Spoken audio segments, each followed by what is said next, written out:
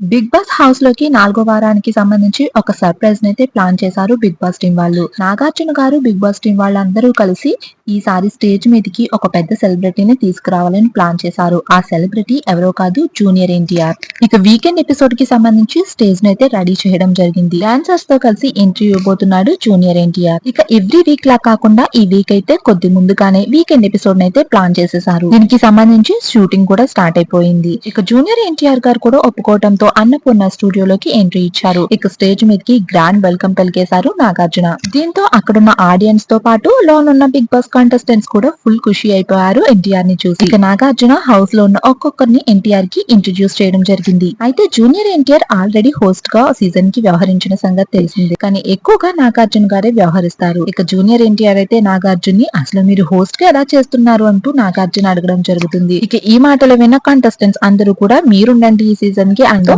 నాగార్జున అయితే నేను బాగా చేయట్లేదా, ఎన్టీఆర్ కావాల్సి వచ్చారా మీకు అంటూ జోక్స్ వేసుకున్నారు కాసేపు. ఇక ఆ తర్వాత ఇమాన్యుల్ అయితే ఎన్టీఆర్ ని చూసి మామూలు కామెడీ చేయలేదు. వీళ్ళందరికీ కలిసి ఎన్టీఆర్ అయితే కొన్ని టాస్క్లను పెట్టడం జరిగింది.